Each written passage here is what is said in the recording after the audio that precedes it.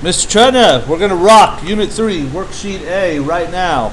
The assignment was to do every single problem on this worksheet, so let's see how far we can get done in about 15 minutes, and then I'll cut it off after that.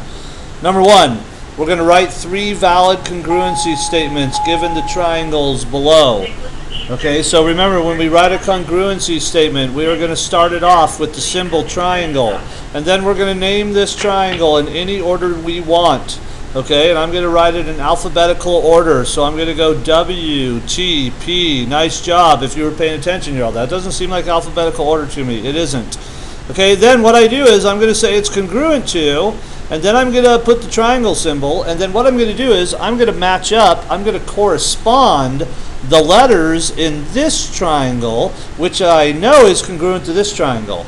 Okay, so what corresponds with W? Well, there's a way that you can tell. What you do is you find the W, which is right here, and if you notice, right at angle W, there are 3 arcs. So then you go to the other triangle and you find the 3 arcs. They're right here. Well, what angle does that represent? That's D.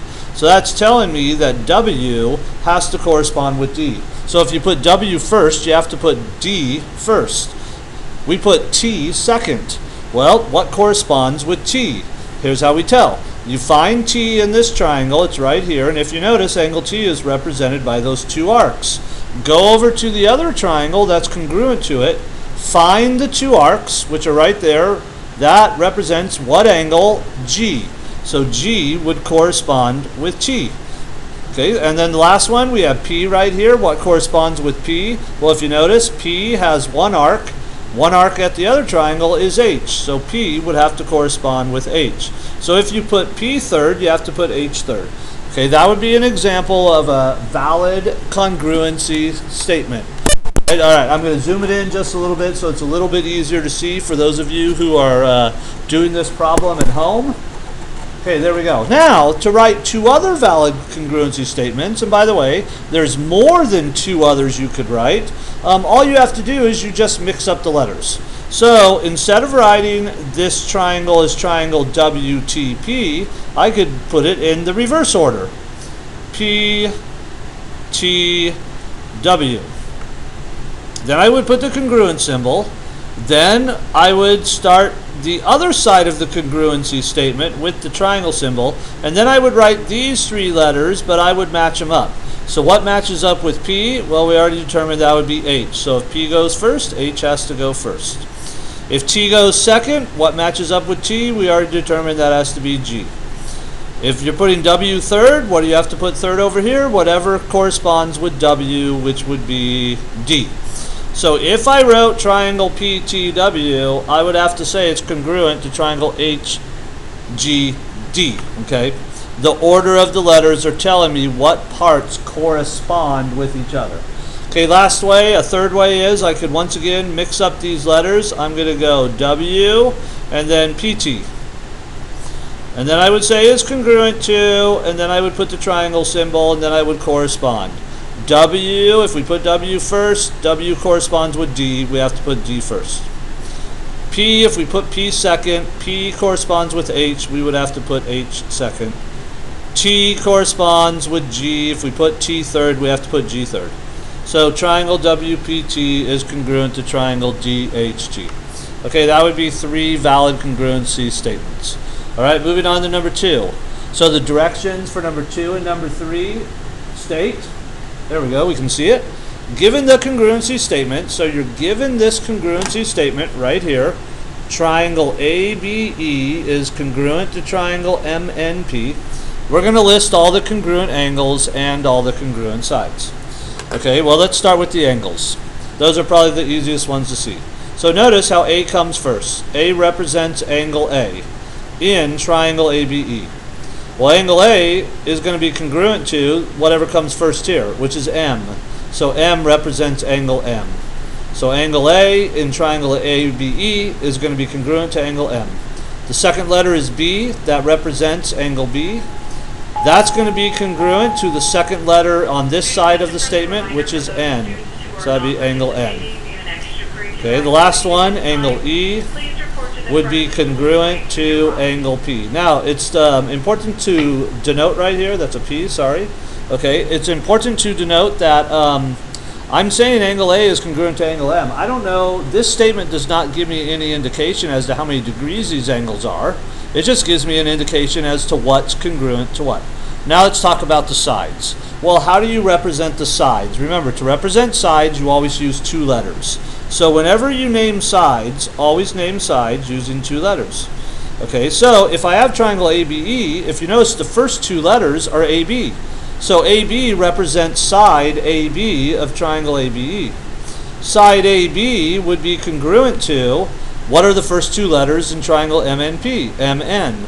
So side AB is congruent to side MN. And that's how you represent a side. You put two letters and then you put that mark above it without the arrows, and we know it can't have arrows because we're talking about sides. Sides don't keep going forever, they stop. Okay, all right, let's do another one. Well, how about the second and the third letter, BE? So BE represents side BE of triangle ABE. That's going to be congruent to, let's correspond with the two letters NP. So side BE corresponds with side NP. All right, the last one. Now, notice I used the first and second letter for AB and MN. I used the second and the third letters for BE and NP. So now, to name the third congruent side, I'm going to use the first letter A and the third letter E.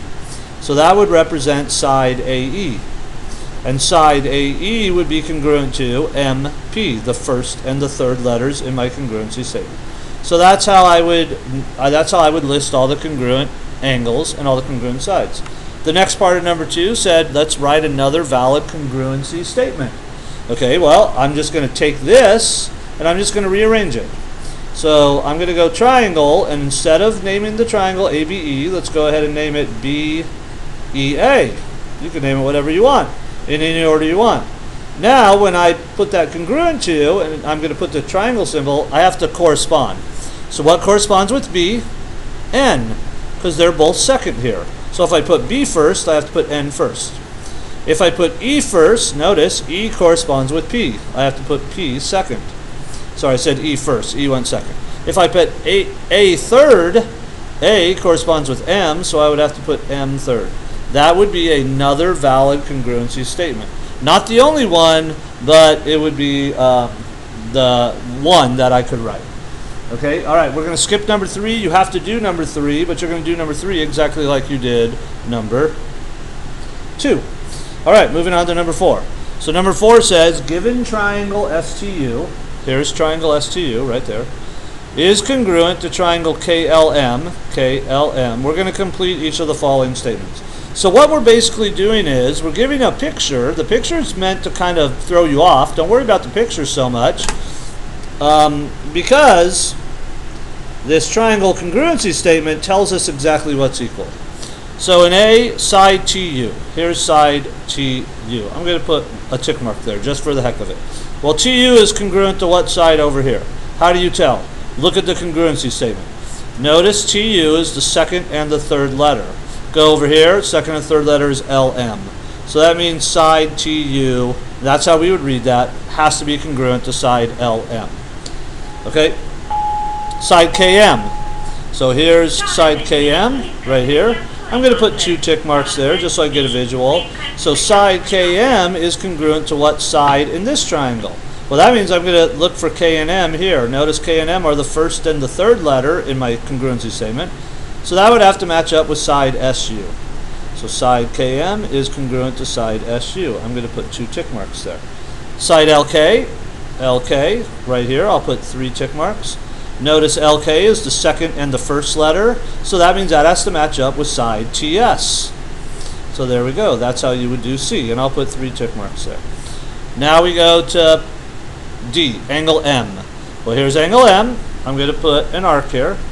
Angle M is congruent to what angle? Well, if you notice, M is the third letter on the right side of the statement, so the third letter on the left side of the congruency statement is U. So that means angle M has to be congruent to angle U.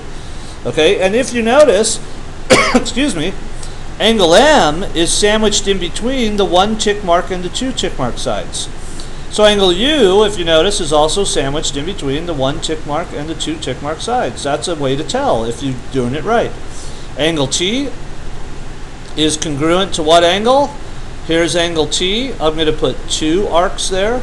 I'm going to look at my statement. T is the second letter. So the second letter over here is L. So angle T has to be congruent to angle L. I'll go ahead and put 2 tick marks there. You didn't have to mark the figure. I'm just doing it. And the last one, angle UST. There's U. It's going to take a turn at S and go to T. So we're talking about this angle right here.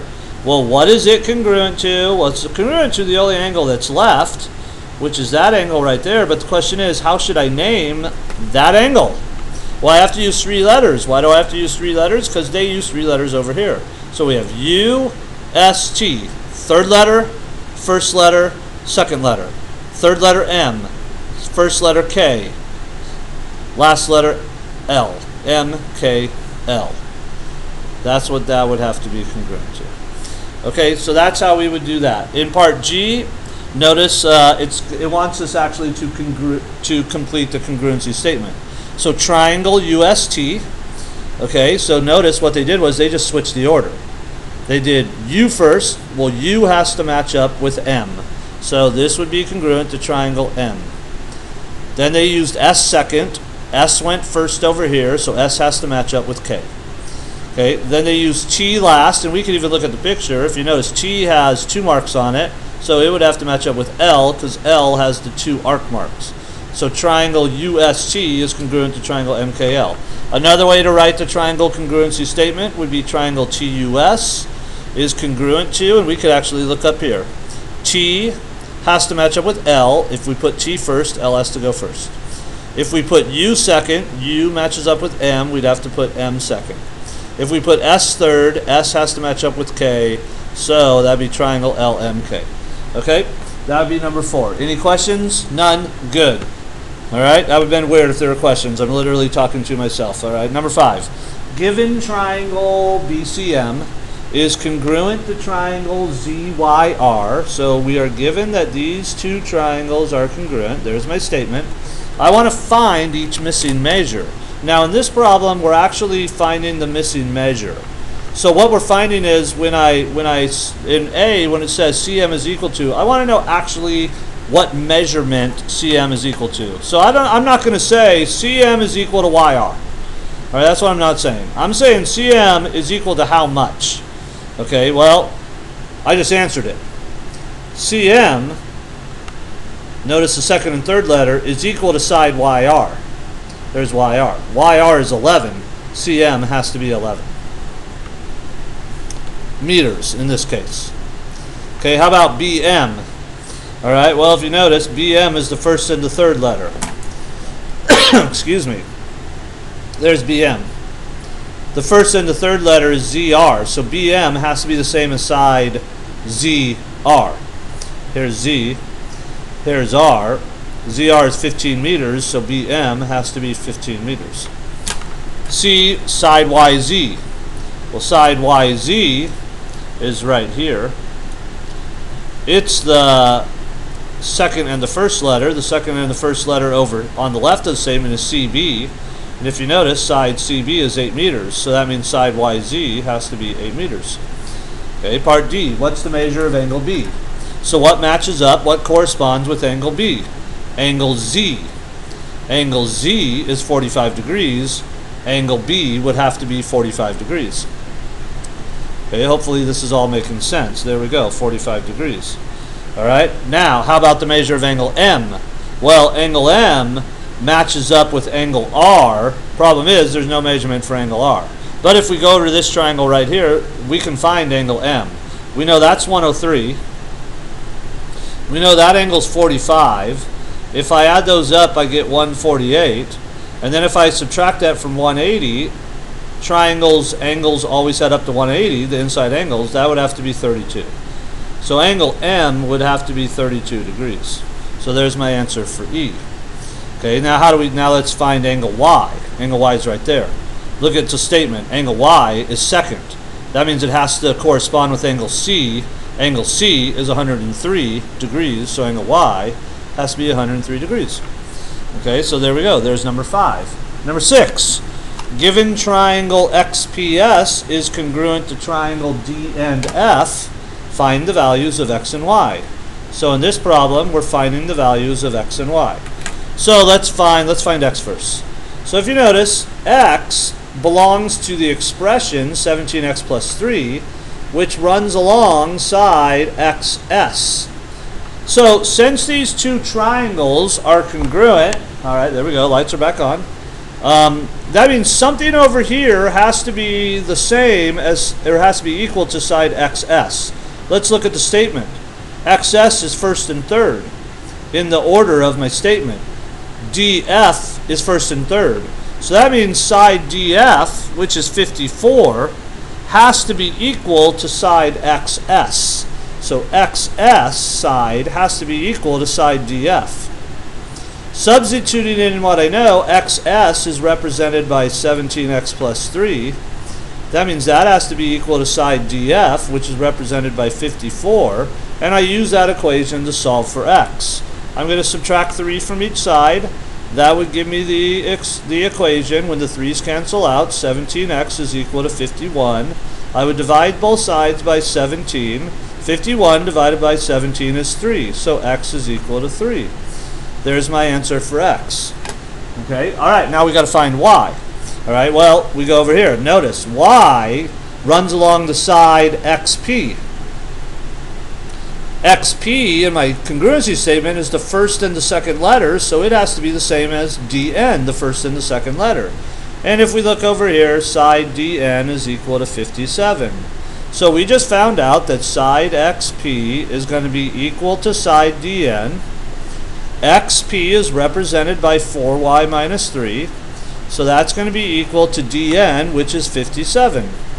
And then I use algebra to solve this equation. Shouldn't say just use algebra. Algebra is a big time deal. So add 3 to both sides to eliminate those 3's. My new equation becomes 4x is equal to 60. Divide both sides by 4. Y would be equal to 15. There's the first page of your assignment.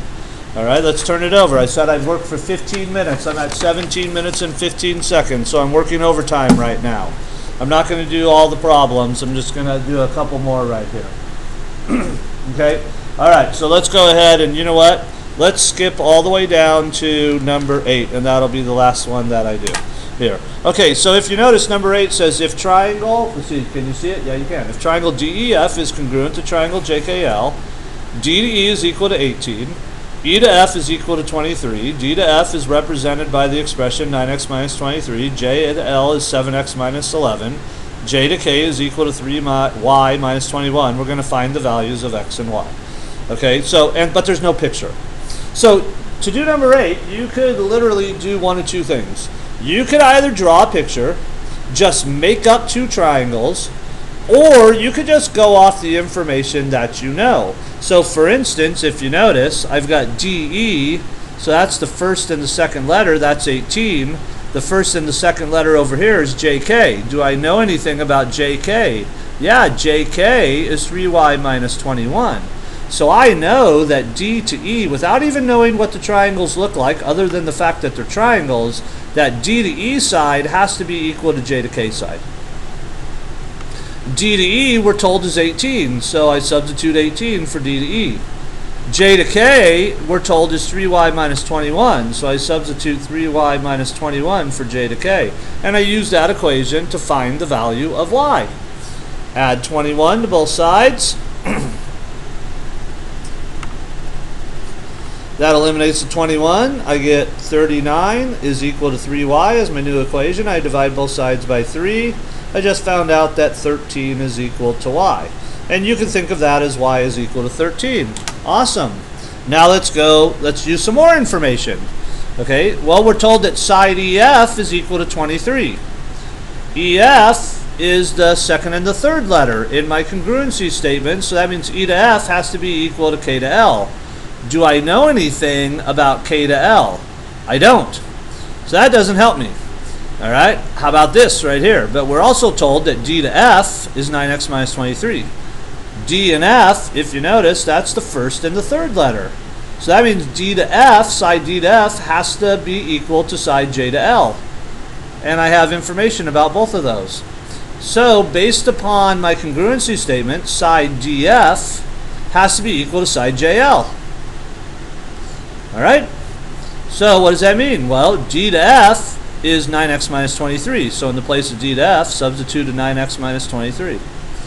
Equals j to l is 7x minus 11. Substitute a 7x minus 11 in the place of j to l. Okay, and then to solve for the value of x, we use algebra. I've got x's on both sides. So I go to the side where the smaller amount of x's is, 7x, and I'm going to eliminate those by subtracting 7x's from both sides. 7x's would cancel out. My new equation, 9x minus 7x, makes 2x. I'm going to write it over here because I'll probably run out of room if I don't. Minus 23 is equal to, and I have a minus 11, negative 11. Okay, my next step is I'm going to add 23 to both sides to eliminate the 23. I'm trying to solve for x, so I have to get rid of all numbers except for x on the side where the x's are. The 23's will cancel out. My new equation becomes 2x is equal to, now, negative 11 plus 23. If I think of that going backwards, like think of it this way, it's 23 minus 11. It's a lot easier to think about it that way. That's 12. Then I divide both sides by 2. X is equal to 6. There we go. So that's how you can do number 8 without even drawing a picture. All right. Hopefully that helps get you going at least on the assignment. If you have any questions on the problems I didn't do, I'm here at lunch. I'm here before school. Okay. Enjoy.